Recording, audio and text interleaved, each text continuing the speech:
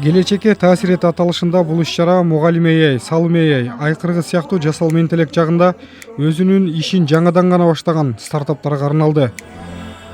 Азыркы күндө өзүңүз көрүп атасыз, акыркы адашпасам 2 жылдан бери бүт эле жерде AI деп сүйлөп калды. AI жасалма интеллект. Биринчи ошол ChatGPT чыккандан кийин аябай популярдуу болуп баштады. Таң калыштуу эмес, ал нерсе Кыргызстанга жетип келди. Мисалы, Кыргызстан өзүнүн жеке AI-ын чыгарды, акыл ай дегенчи.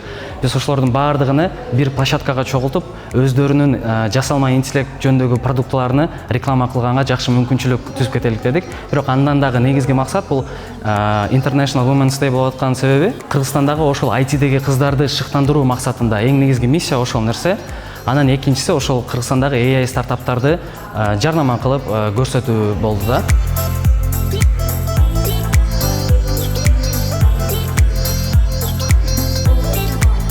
Меня зовут Ксения Цыганова, я являюсь... Менин атым Ксения Цыганова. Мен Women Tech Makers Кыргызстан уюмунун лидеримин.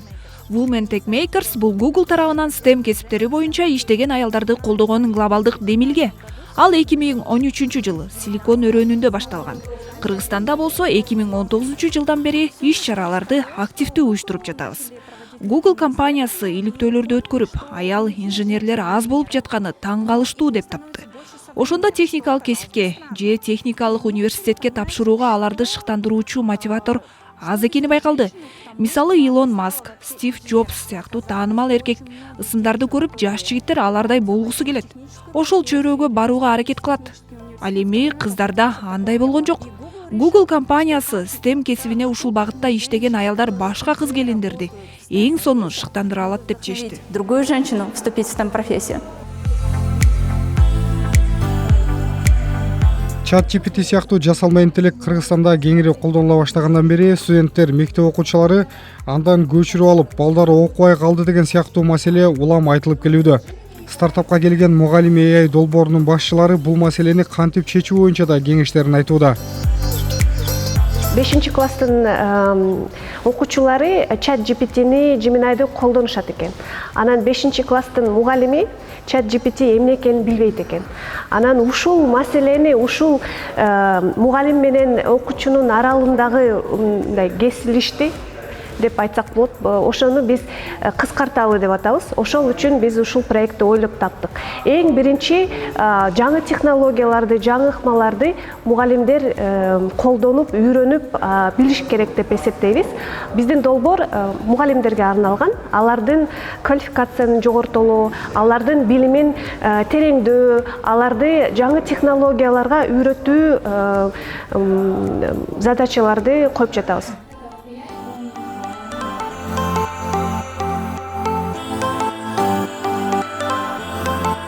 Часто используем ChatGPT. Азыр көпчүлүгү ChatGPT-ни колдонуп жатат. Мисалы, менин айрым досторум, туугандарым кыргыз тилдүү болгон үчүн ChatGPT менен орусча сүйлөшкөндө кыйналат.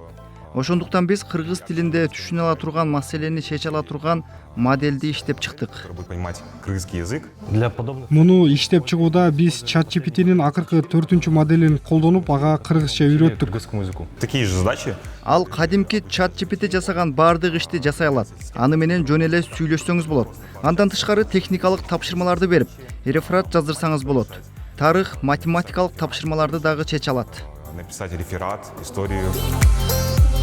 Дүйнөдө жасалма интеллект дүркүрөө өнүгүп жатканда, анын натыйжасында мектептеги окуу салты да өзгөрүп, мугалимдин дагы ролу трансформация болот деп айтылууда. Бирок бул канчалык изилденген маселе? Жасалма интеллекттин кандай пайдасы жана кандай кемчилиги бар? Суроо ачык бойдон калууда.